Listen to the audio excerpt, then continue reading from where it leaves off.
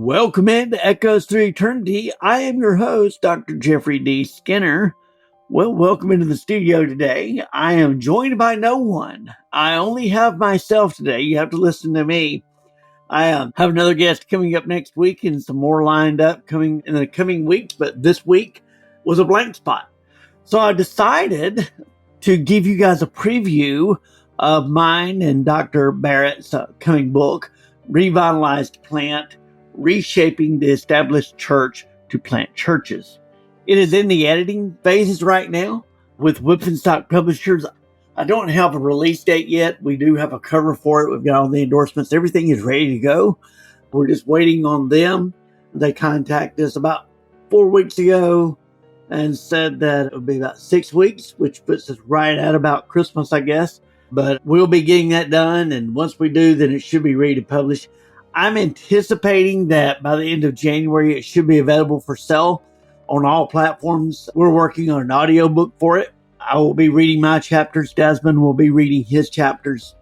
And I'm also developing a coaching curriculum to go alongside of it. There'll be a free version that will be available for mass audiences there. And then you'll have the option at the end of the free training to engage me as a coach on various levels.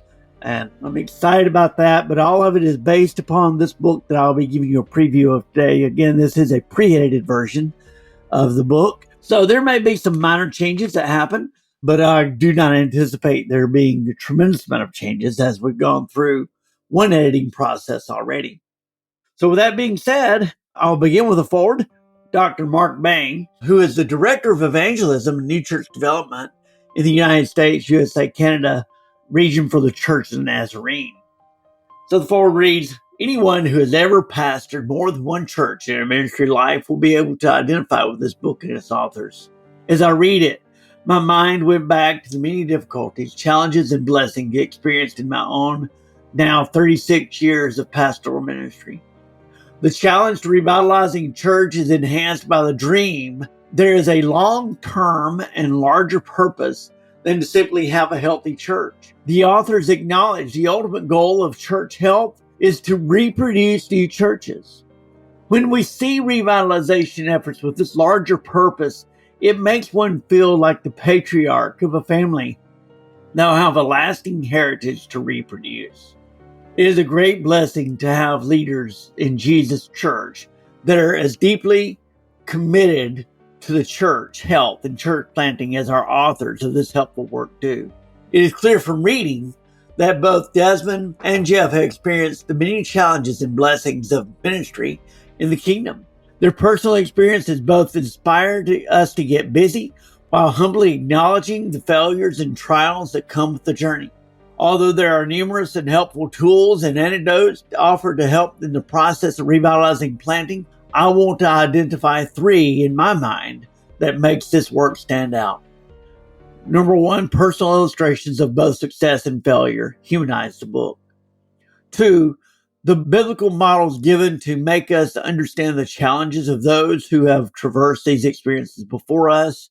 And 3, the raw honesty that causes one to understand that failure is not in the setbacks, but in allowing the setbacks to kill the vision. This book can be a good source for anyone who is attempting a turnaround assignment, an assignment to bring health to a dying congregation or a church plant assignment. Those leaders will find honesty and vulnerability with tools to overcome to get you victoriously through the challenges of contemporary ministry. Dr. Mark J. Bain, Director of Evangelism and New Church Development, United States, Canada region for the Church of the Nazarene.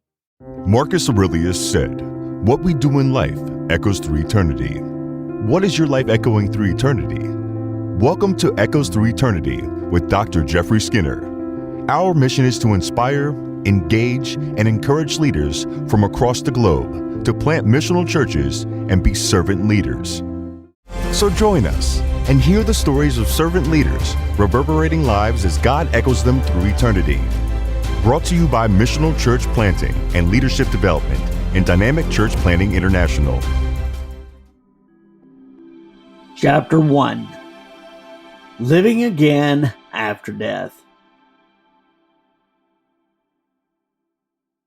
I have heard pastors ask questions and make statements such as, why are they always pushing church plants? I'm not interested in planting a church. I want to revitalize my church. Everything, including churches, has a birth date and a death date. Nothing lives forever. We're closing more churches than we are planting every year. We have thousands of churches in need of revitalization. If we just focused on our existing churches, we wouldn't be closing them. These are all statements and questions heard in conversations that range from social media to board meetings to denominational strategy sessions. We act as if church planting and church revitalization is a zero-sum game, as if we only have two choices, revitalize or plant. We act and talk as if those who want to plant churches have no concern for existing churches and would just as soon close existing churches since they are unhealthy. We talk as if revitalization and planting are completely unrelated, and if it often devolves into an argument. The work on this resource began on Easter Sunday, the day Christians celebrate Jesus being resurrected. Ironic, isn't it? Pastors who proclaim that Jesus rose from the dead to their congregations on this day are often the same ones lamenting their churches dying. They seemingly forget that for resurrection to happen, by definition, it must be preceded by death. Rise again. Death and resurrection are modeled throughout God's creation. Every fall, plants and flowers begin to die, and in winter seem dead. One glance across the landscape in winter, and it reveals an almost lifeless, dreary, and barren desert-like earth. In just a few months' time, that barren landscape will rupture with flowers, grass, and new life. Violets will peep and buds will bloom as God renews the life of the earth. Just as the stone was rolled away from the tomb to reveal Jesus is alive, winter is rolled away to reveal the earth is alive.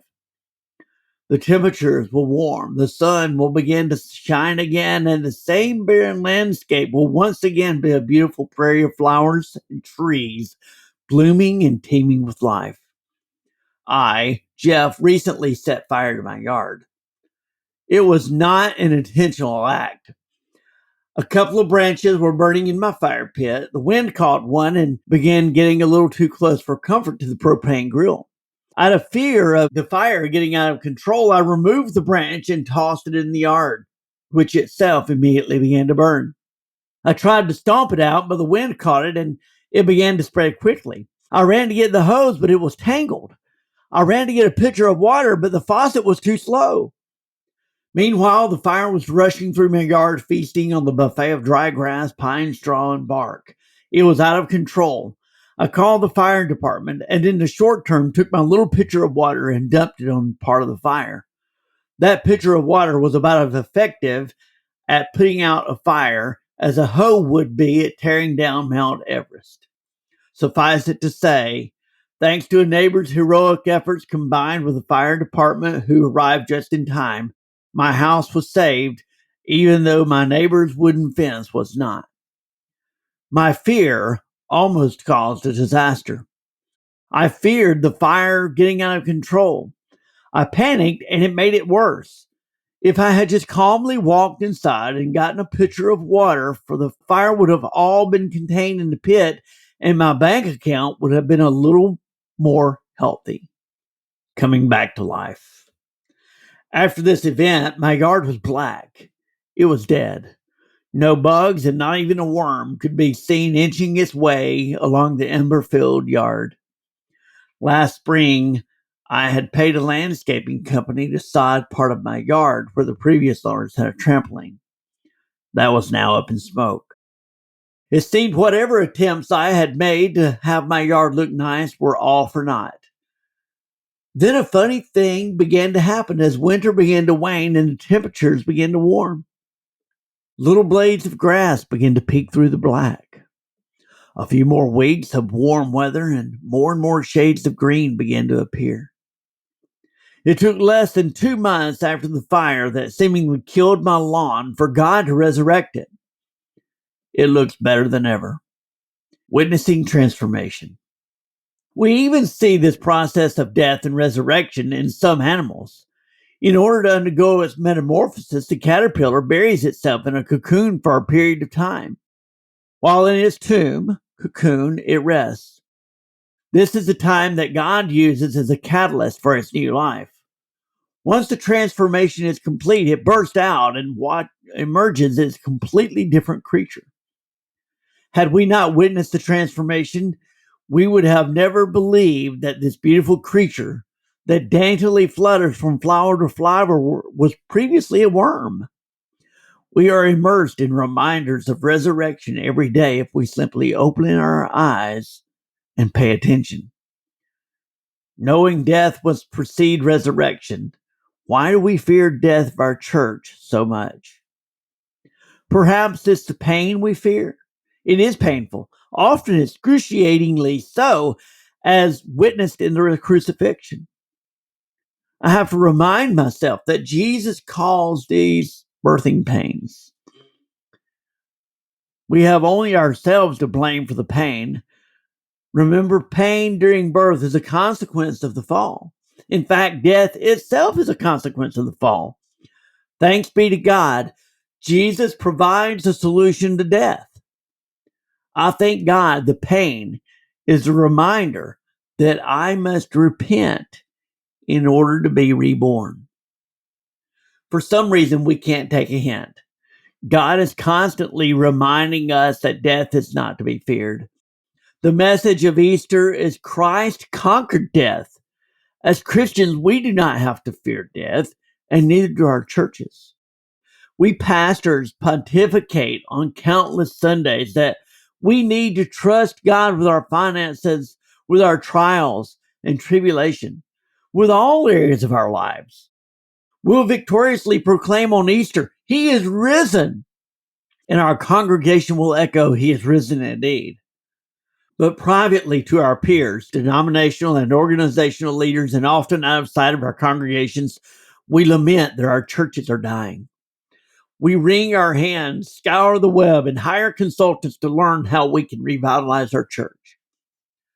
The dictionary definition of revitalize is imbue something with new life and vitality. That sounds a lot like what we celebrate on Easter. Jesus, 3 days lifeless, was reinvigorated with life. He was renewed. He was given new life and vitality, resurrection, what we call revitalization. God calls resurrection. Death is simply the first step towards resurrection. It is true of people, but it is also true of churches. Just as death and resurrection are part of the same process, so is church planting and revitalization of established churches. Why then do we complain that there's too much focus on church planting? A church plant is new life and resurrection is new life. One small difference, a church plant has never lived. It is a new birth. A revitalized, established church has lived and is trying not to die. Except the Bible says we're a new creation. Baptism itself is a symbol of dying and being resurrected. From a biblical perspective, it seems that whether it is resurrection or a new birth, both are new life, and God does not elevate one above the other or even distinguish between the two. Both are new creations. If new birth and new creation are the end result, why do we fear death? Grow in God.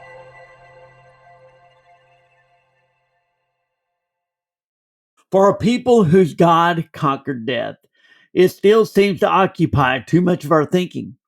Christian leaders are playing in the enemy's backyard when they argue whether they should be focused on one or the other.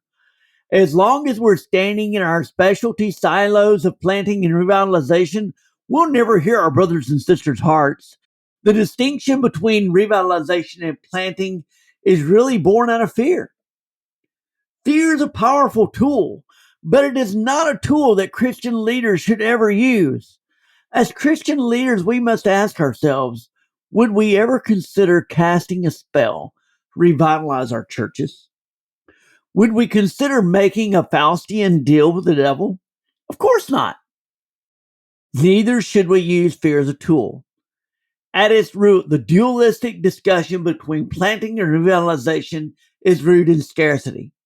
In his sermon, The Liturgy of Abundance, The Myth of Scarcity, Walter Brueggemann's thesis is that God created out of abundance, but we fear scarcity.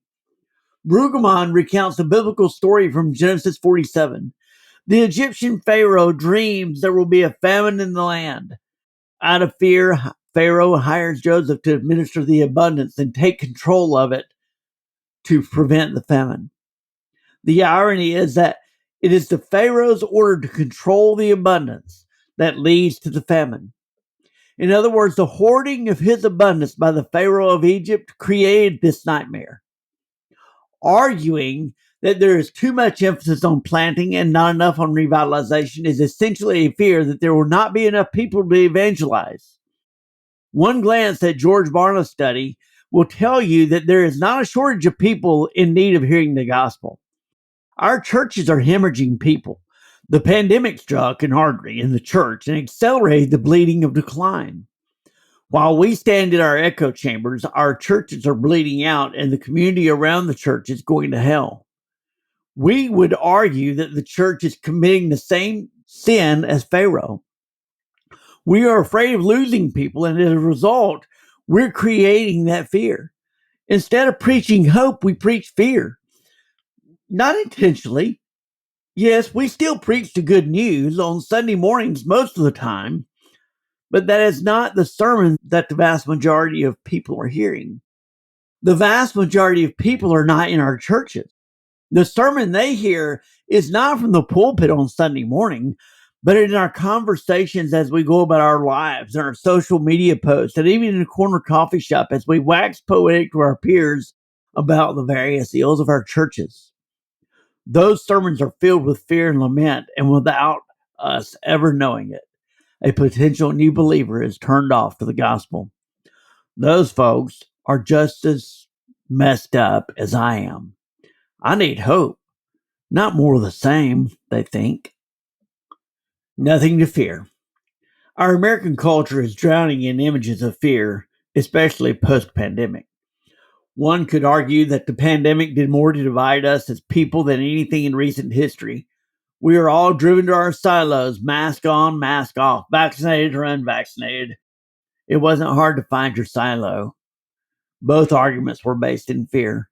One was a fear of the virus, the other was a fear of government control.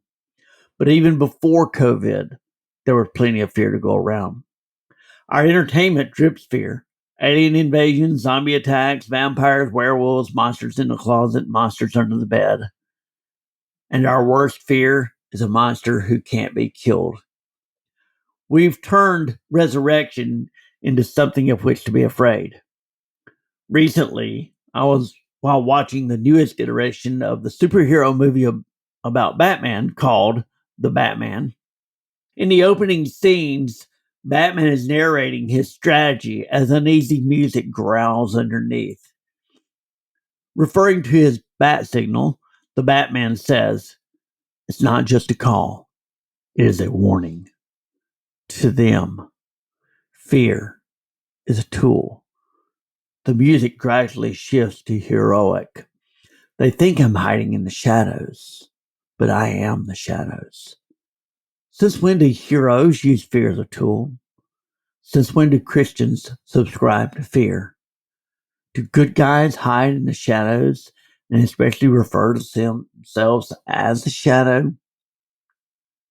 Fear drives us to stay in our silos, where we continually tell the same scary stories over and over again. Those horrific horror stories get echoed to each new generation.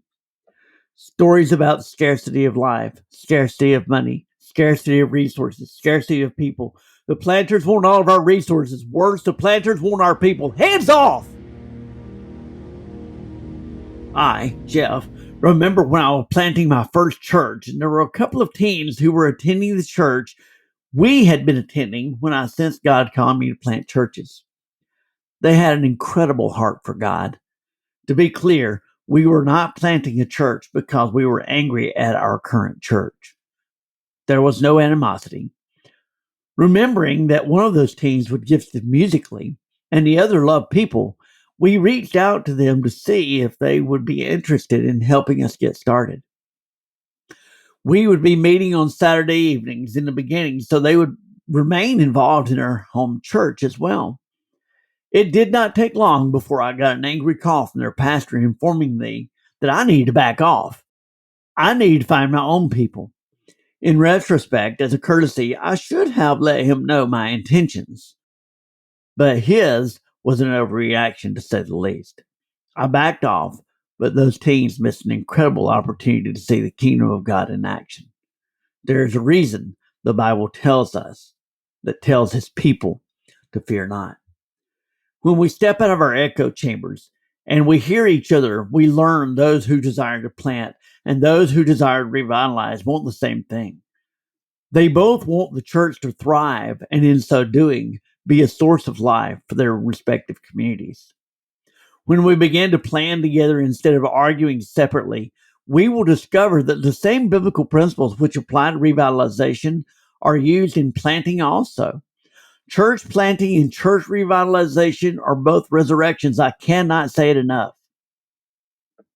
His story continues. God's story of resurrection echoes through eternity and into our lives.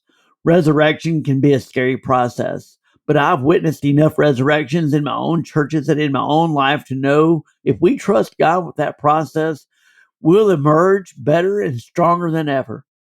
If we would just listen to our own platitudes to trust God, the church will experience a metamorphosis not unlike the caterpillars, the flowers in spring, and the charred grass.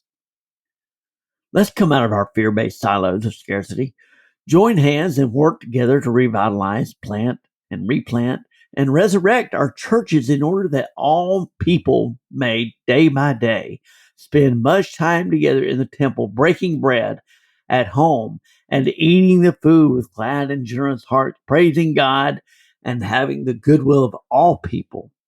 And day by day, the Lord will add to our number those who are being saved. And that ends chapter 1. Again, the book will be available in hopefully end of January, 1st of February. Just stay tuned on that.